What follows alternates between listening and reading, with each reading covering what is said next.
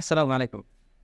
আমরা আগের ক্লাসে দেখেছি যে আমাদেরকে জার্নাল খুঁজতে হবে এবং যেই টপিকে আমরা রিসার্চ করব সেই টপিককে ব্রেকডাউন করে আমরা যখন সার্চ দিব গুগলে অথবা গুগল স্কলারে অথবা বিভিন্ন ডাটাবেজে যেমন Springer, science direct, says publication এবং আরও অনেক যে সকল ডাটাবেজ রয়েছে সেই সকল ডাটাবেজে আমরা টপিকের ক্ষুদ্র ক্ষুদ্র অংশ লিখে আমরা সার্চ দেব যেন আমরা রিলেট করতে পারি আর্টিকেল বা যে ম্যানুস্ক্রিপ্টটি আমরা লিখতে যাচ্ছি সেই ম্যানুস্ক্রিপ্টের সঙ্গে জার্নালে অর্থাৎ আমাদের যে সোর্স অফ পাবলিকেশন বা টার্গেট জার্নাল সেটার সঙ্গে আমরা যেন ম্যাচিং করতে পারি।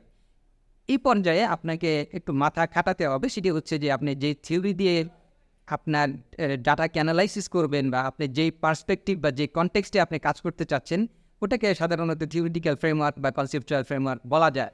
তো এইটা আপনি আপনার মধ্যে যে ইন্টারেস্ট বা যে কৌতূহল কাজ করছে সেটা নিয়ে আপনি কিন্তু পড়াশোনা করতে থাকবে। এই কথাগুলো আমি এই জন্য বলছি যেন আপনি আজকের স্পেশালাইজেশন, একাডেমিক স্পেশালাইজেশন এই টপিকের সঙ্গে যেন আপনি এটাকে রিলেট করতে পারেন। বিষয়টি হচ্ছে এইরকম যে আমরা যারা বিশ্ববিদ্যালয়ে পড়াশোনা করি, অনার্সে বা মাস্টার্সে পড়ি, আমাদের কিন্তু সেন্স অফ একাডেমিক স্পেশালাইজেশনের যে সেন্স বা ফিলিং সেটি কাজ করে না এবং এটি সৃষ্টি হতে অনেক সময় লাগে। এর অন্যতম একটি কারণ হচ্ছে যে আমাদের কি আসলে আমরা অনেকে সেটি সজ্ঞানে বুঝে নেই না। আমাদের প্রফেসর বা স্যারেরা ঠিকই বুঝান কিন্তু আমরা অনেক সময় সেটি ধরতে পারি না বা আমরা সেটি বুঝতে পারি না সময় নিয়ে অনেক। আবার আমাদেরকে যখন বিভিন্ন অ্যাসাইনমেন্ট লিখতে বলা হয় আমরা কিন্তু তাড়াহুড়া করে গোঁজামি দিয়ে বিভিন্ন অ্যাসাইনমেন্ট লিখি এবং আপনারা জানেন যে একটি অ্যাসাইনমেন্ট 10 থেকে 12 পৃষ্ঠা লিখতে হয়। এই 10-12 পৃষ্ঠা আমরা সাধারণত না পড়েই এবং টেকনিকগুলো অবলম্বন না করেই এবং দেখা যায় যে আমরা কপি পেস্ট করে বা প্লাজারাইজড কন্টেন্ট আমরা দিয়ে হাফ ছেড়ে বাঁচি। আচ্ছা বলেন তো, একজন স্টুডেন্ট যদি আন্ডার গ্র্যাজুয়েট বা পোস্ট আন্ডার গ্র্যাজুয়েট লেভেলে 40 থেকে 50টি অ্যাসাইনমেন্ট তাকে লিখতে হয় গড়ে। আমি অনেকে জিজ্ঞাসা করেছি, তো এই 40 থেকে 50টি অ্যাসাইনমেন্ট, অনেকে প্রজেক্ট ওয়ার্ক করে, অনেকে মনোগ্রাফ লিখে, এই সব কিছু এই এত কিছু লিখতে লিখতে তার কি একটি ফিল্ড অফ ইন্টারেস্ট তৈরি হওয়া উচিত ছিল না?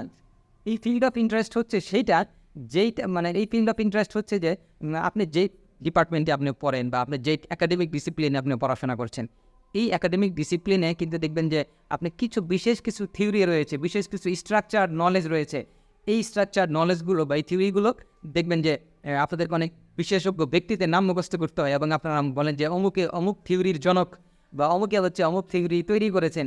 এই যে থিওরিগুলো আপনাদেরকে পড়ানো হচ্ছে, আপনি কিন্তু ওই থিওরির উপরে যদি ঘাটাঘাটি করেন বা ওই থিওরি রিলেটেড জার্নাল অথবা ওই থিওরি রিলেটেড আর্টিকেল ম্যানুস্ক্রিপ্ট যদি পড়েন, লিখেন এবং অ্যাসাইনমেন্টগুলো যদি লিখতে থাকতেন তাহলে কিন্তু আপনার একটা ফিল্ড অফ ইন্টারেস্ট তৈরি হতো এবং আপনার একটা একাডেমিক স্পেশালাইজেশন তৈরি হতো। আমরা জানি যে অনেক সময় আমরা দেখি যে মেডিকেল ডক্টররা অনেক সময় বলেন যে তিনি হচ্ছে চোখের বিশেষজ্ঞ, কেউ বলে তিনি চামড়ার বিশেষজ্ঞ, কেউ বলেন তিনি লিভার বিশেষজ্ঞ। এই যে স্পেশালাইজেশন বা বিশেষজ্ঞ মানে হওয়ার যে ক্যাপাসিটি, সেই ক্যাপাসিটি যেমন ফিজিশিয়ান বা চিকিৎসকদের তৈরি হয়, একইভাবে আপনি একজন একাডেমিক রিসার্চার হিসেবেই কিন্তু আপনার একটি স্পেশালাইজেশন থাকা উচিত। কীভাবে তৈরি করবেন? আপনাকে জার্নাল সার্চ দিতে হবে।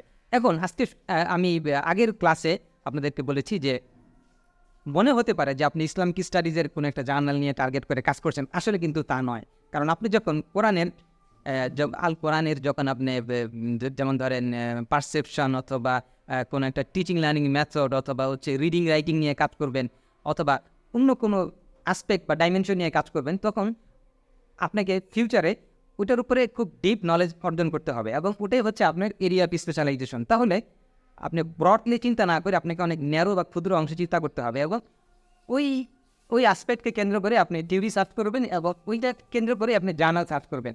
এখন ওই জার্নাল সার্চ করার জন্য ইনিশিয়ালি আপনি গুগলের সহযোগিতা নিতে পারেন, কিন্তু অ্যাকচুয়ালি আলটিমেটলি আপনাকে সহযোগিতা নিতে হবে বিভিন্ন রিসার্চ ডাটাবেজের। এই বিষয়ে আপনাদেরকে ইতিপূর্বে আরও অনেক বলা হয়েছে এবং পরবর্তীতে আরও বলা হবে। শুধু তাই না, এই একাডেমিক স্পেশালাইজেশনের অন্যতম একটা ব্যারিয়ার হচ্ছে আপনি যখন বিভিন্ন আর্টিকেলগুলো ডাউনলোড করেন তখন সেগুলো ম্যানেজ করা। তাহলে এই ম্যানেজমেন্ট টুলস কিন্তু আপনাকে শিখতে হবে। এই ম্যানেজমেন্ট টুলস যখন আপনি হ্যান্ডেল করবেন, এই ম্যানেজমেন্ট টুলসগুলো যখন আপনি প্র্যাকটিস চালনা করতে শুরু করবেন, তখন আপনার মতে এইগুলো সব সহজ হয়ে যাবে। তাহলে এই ধারাবাহিকভাবে আমরা যে ট্রেনিং বা ওয়ার্কশপগুলো করছি এর মধ্যে একে একে সবগুলো ক্ষুদ্র ক্ষুদ্র করে ভাগ করে আপনাদেরকে শেখানো হচ্ছে যেন আপনারা এই সবগুলো এই বিষয় ধরতে পারেন এবং আলটিমেটলি আপনাদের মধ্যে যেন সেন্স অফ স্পেশালাইজেশন গড়ে ওঠে। এখানে একটা কথা বলে রাখি, সেটি হচ্ছে যে আপনারা এই জাতীয় জার্নালটি আমাদের আগে পূর্বে দেখিয়েছি, জার্নাল অফ ক্রিয়েটিভ রাইটিং। এই জার্নালের উদ্যোগী মূলত এই ওয়ার্কশপগুলো পরিচালনা করা হচ্ছে, যেন আপনারা ভালো মানের ম্যানুস্ক্রিপ্ট লিখতে পারেন। এবং একটি ভালো জার্নাল ডেভেলপ হয় আসলে ভালো লেখকদের উপর ভিত্তি করে। আপনারা যদি ভালোভাবে লিখতে পারেন তাহলে আপনি পৃথিবীর যে কোনো জার্নালে কিন্তু সাবমিট করতে পারেন।